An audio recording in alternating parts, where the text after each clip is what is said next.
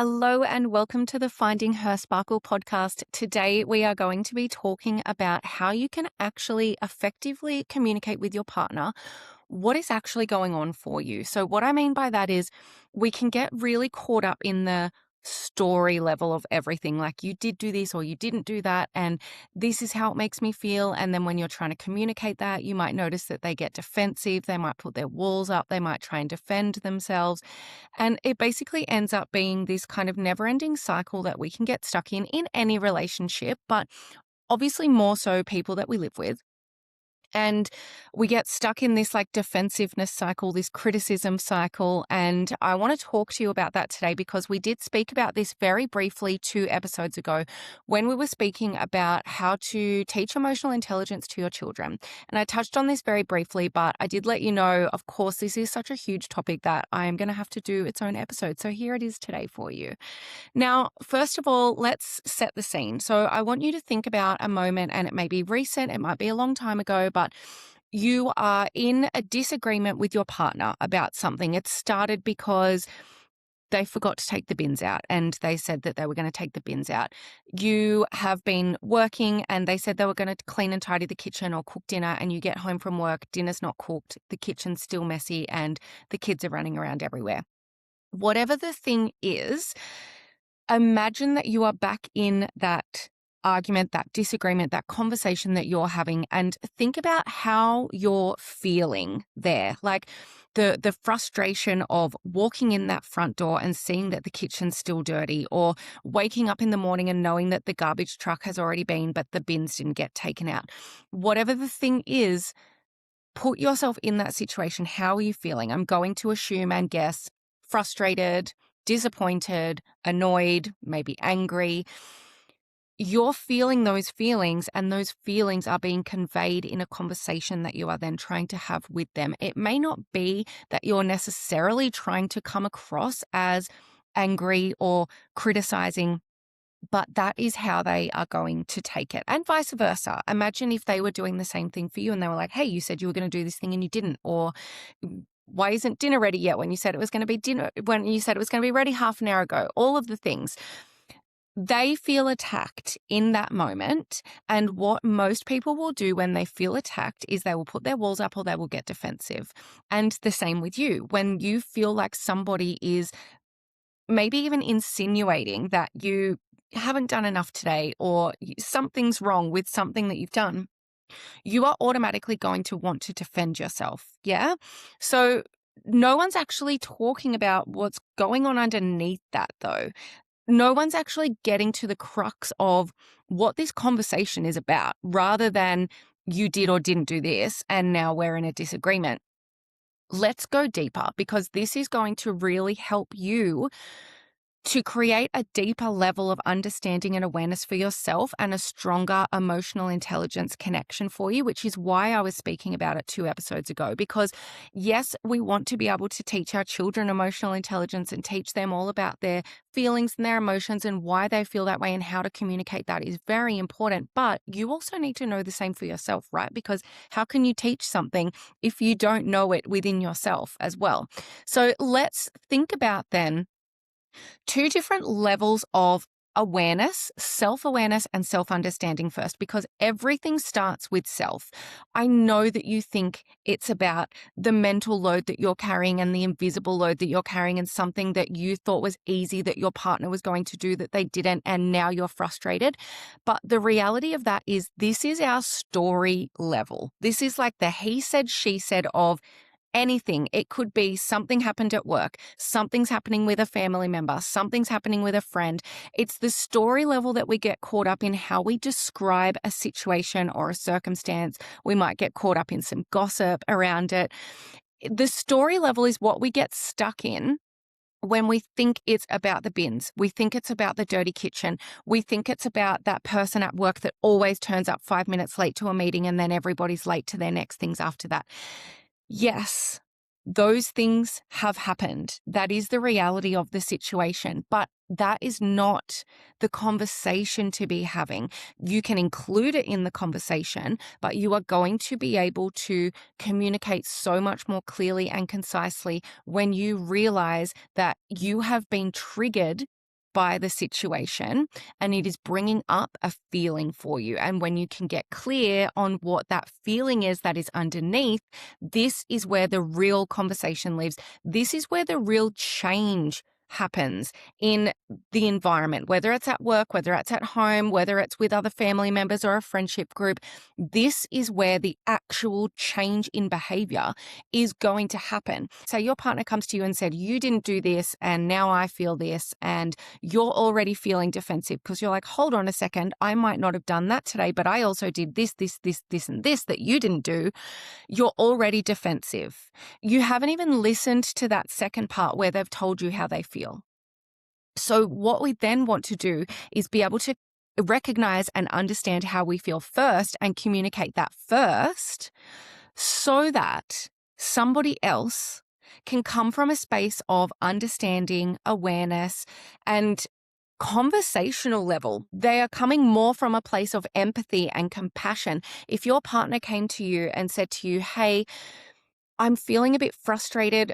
I kind of also noticed that what I feel underneath that is I'm just feeling like we're not communicating well, and that's making me feel really disappointed.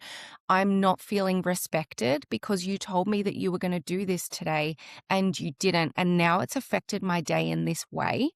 Imagine if someone came to you and said that. Your rationalization of coming from a place of understanding for that person of, I get why this is bringing up a feeling for you. I understand where you're coming from.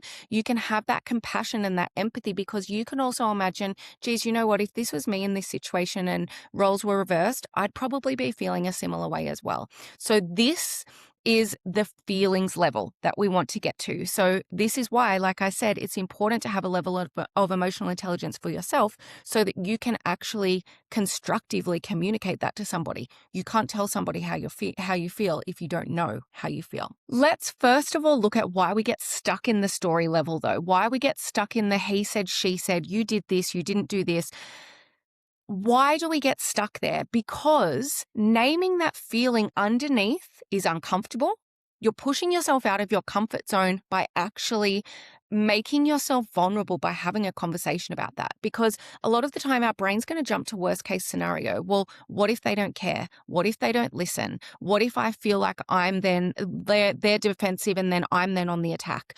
We jump to that worst case scenario and then that feels uncomfortable, and our brain wants to keep us comfortable, right? We want to move towards the things that do feel comfortable. And so we shy away from having those conversations. But the second layer of this is that we weren't taught to do this. You weren't taught how you feel and why you feel the feelings that you do.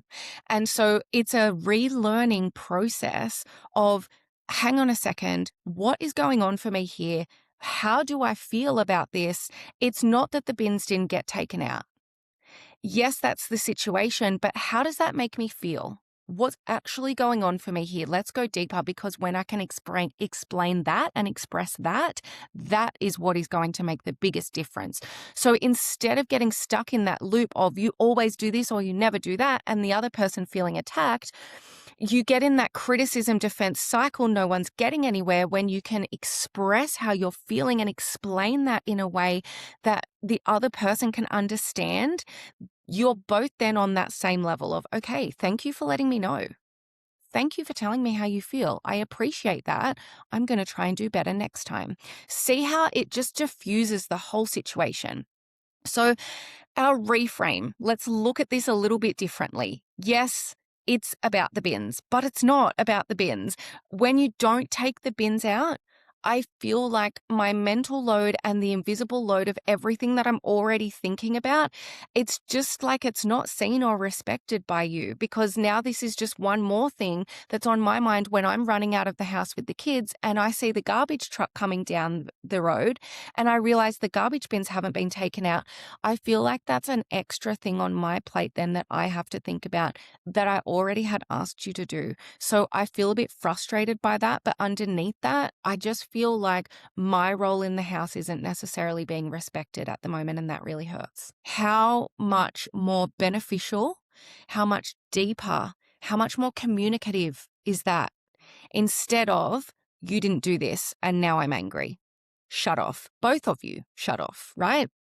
So, how can you actually do this? How can you start learning about these things? Because I get it. You're like, okay, yes, I get it. It's not about the bins. I know there's a feeling underneath, but how do I know what my feelings are and how to explain them? Let's start at the basics. I want you to go and download the feelings wheel. I spoke about this 2 episodes ago, but this is going to be your best friend, guys. Print it off, put it on your fridge, save it to your photos in your phone. Have it somewhere that you can regularly check back in, because you need to start to create awareness around how you feel before you can explain and express that to somebody else. So you have to know how you're feeling. Go back to that feelings wheel. Think about a previous moment when you have felt dysregulated, when you notice your nervous system is escalating and your logical brain shuts off. You're in that emotional brain and you're firing, right? You can't access the ability as easily to be able to express how you feel in a way that doesn't feel like you're attacking or like you're criticizing. The feelings wheel helps to give you language to do this, because it helps you go from, oh, I'm really frustrated about this, or I'm just feeling really angry that you didn't do this, to actually what I'm feeling is I feel undervalued. I'm not feeling respected. I'm not feeling seen or heard. I feel unsupported. I'm feeling dismissed. I feel like you're not listening to me.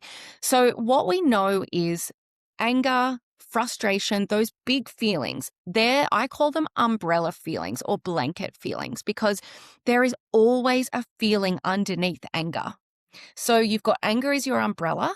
What is underneath that? Why are you feeling angry? What is the feeling that has come up first that has led you to be feeling angry? Because yes, I know we keep using the bins example, but if we go back to the bins, yes, you're frustrated that they didn't get taken out, but why are you frustrated about that? What is it about that action or inaction that has led you to be feeling angry? How does that action or inaction make you feel, and why? What is underneath? What is behind it? And this is going to take a little bit of practice, especially if this isn't something that you're familiar with or that you've done before. But it is going to make such a huge difference, because not only do you understand yourself more, and you can come from a place of comparison and empathy for yourself too, of like, yeah, you know what? Like, it makes sense that I'm feeling like this. I didn't realize that this and this thing were connected. And now I can express how I'm feeling, and I actually feel like I'm getting something off my chest instead of just getting stuck in this argument loop. So let's have a look at some questions that you can ask yourself before the conversation. So if you want to start to get a little bit clearer, you're noticing maybe there's a physiology change and your heart is beating a little bit faster, you're feeling tight in your chest or your throat, your breathing has quickened, you're noticing some shifts within your physiology or your thoughts. You're noticing your thoughts loop start to change of like, oh, this is so frustrating. They said they were going to do this. They haven't done it. Now I've got to do it on top of everything else that I've been doing, the lunch boxes, the shoes, the getting dressed, the organizing of the routines, the toothbrushes, and now we're out the door and there's another thing that's on my list of 100 things to do for the day. What is the situation or the circumstance that has triggered this is your first question. So you probably already know that, but let's start at the bottom. What is the situation or circumstance that has triggered this? That creates awareness of what our story level is. Then we ask, what feeling did that trigger in me? Okay, maybe anger is the first one that comes up. Get your feelings wheel out. Why are you feeling angry? What's underneath the anger? What has led to that anger? Or I'm feeling angry because this, or this. Then you can ask yourself the next question, what does that feeling tell me about what I actually need? Or what does that feeling tell me about what I am missing or what is lacking? So maybe I'm feeling angry because I'm not feeling seen. What I need, what is that feeling telling me that I need? I need to feel more respect. I want to feel more seen in this relationship. I want to feel like my needs are just as important as yours. And it doesn't feel like that at the moment.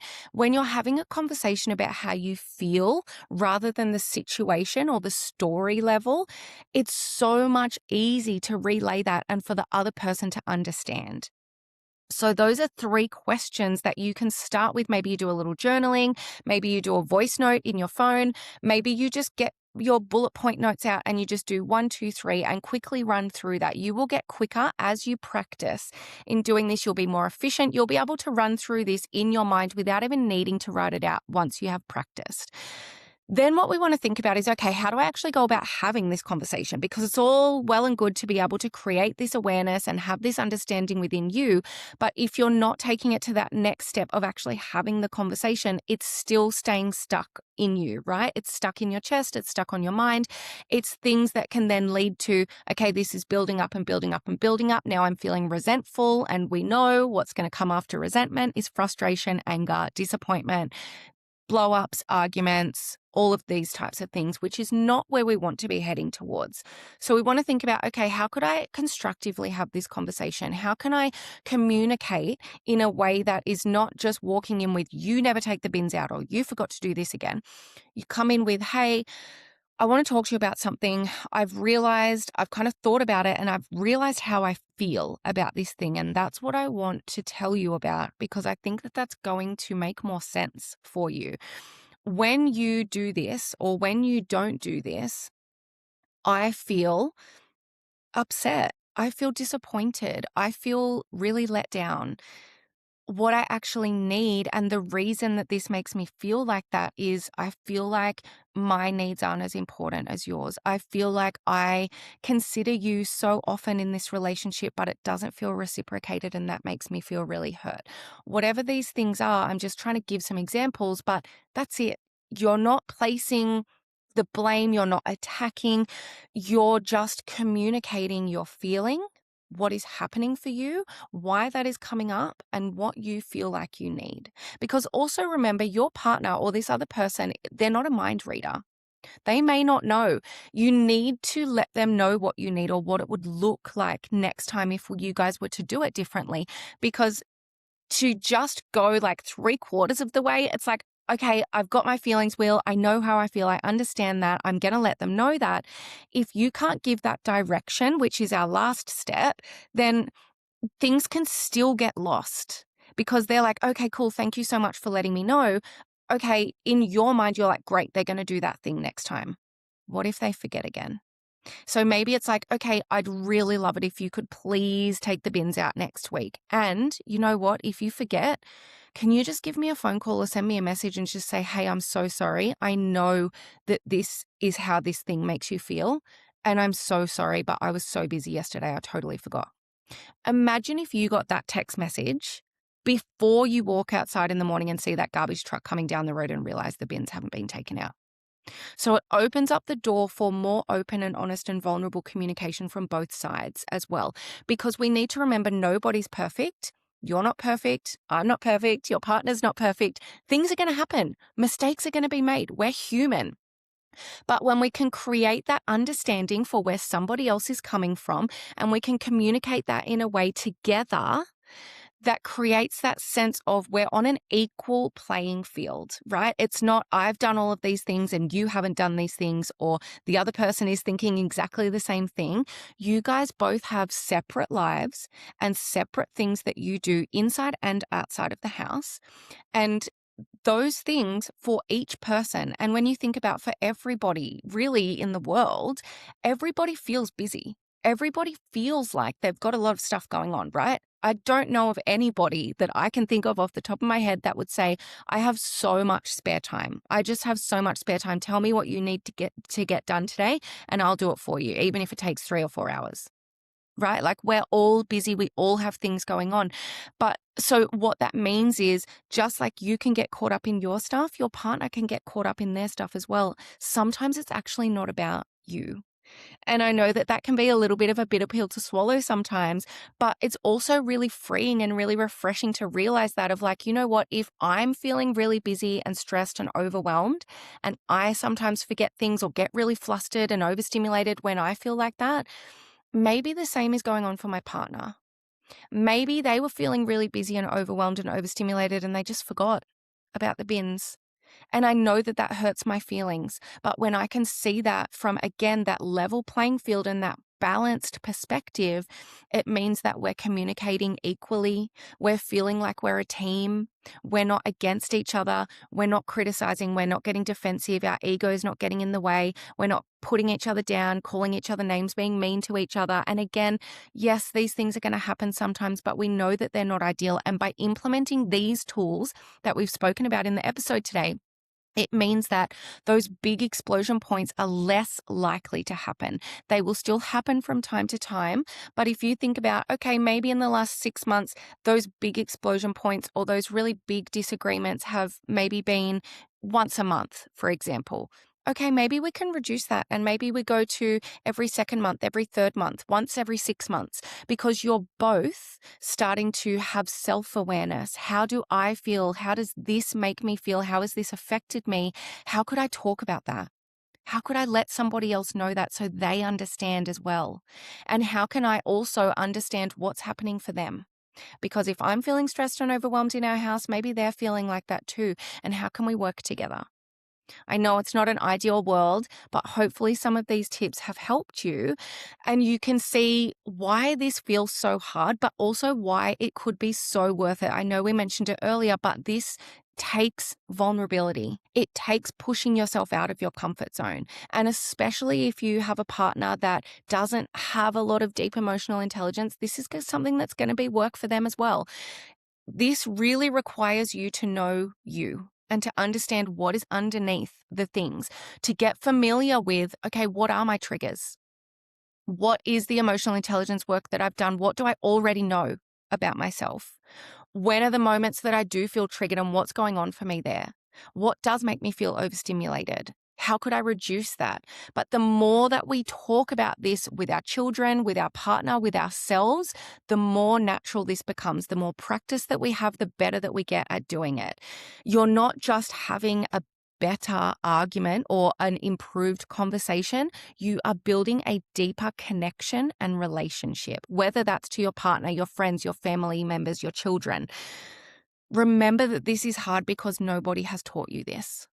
We did not get taught this at school, but this is why I'm here. And this is why I have this podcast, to try and help you to create some of these light bulb moments where you go, oh, I never thought about it like that. I didn't realize this. I know this now about myself and I can put this into place.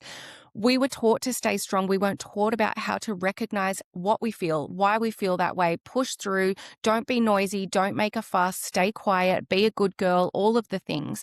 So if having these conversations feels big and scary, it's because that's what you've been taught. And it's because they do feel uncomfortable and your brain wants to keep you in your comfort zone and keep you safe and keep you comfortable. But at the end of the day, if we think about, okay, what is more comfortable or what is more uncomfortable? Having these disagreements regularly because I'm not communicating how I feel properly, or learning about how I feel, having some deep conversations that are going to feel uncomfortable in the moment, but I know that in the long run and in the long term creates a deeper level of connection and respect in my relationship. That means that these conversations are happening less and less. I know which one I want to be leaning towards, because one of those, that second option, is giving you hope and perspective and excitement for the future, deeper levels of connection, a deeper level of relationship, rather than that surface level and that disagreement and that real friction that we can feel sometimes in relationship. So hopefully you can get the courage to push yourself outside of your comfort zone, to be learning about yourself, to be expressing that to other people, and to let other people express how they feel to you as well. Now, as usual, please follow along. If you don't follow the podcast already, I would love if you give a follow or share to some of your friends or family members if you think that this is going to resonate with them. That is the only way that my podcast gets seen by new eyes. I appreciate you for being here, and I will see you in our next episode. I have a very exciting series coming up starting next week.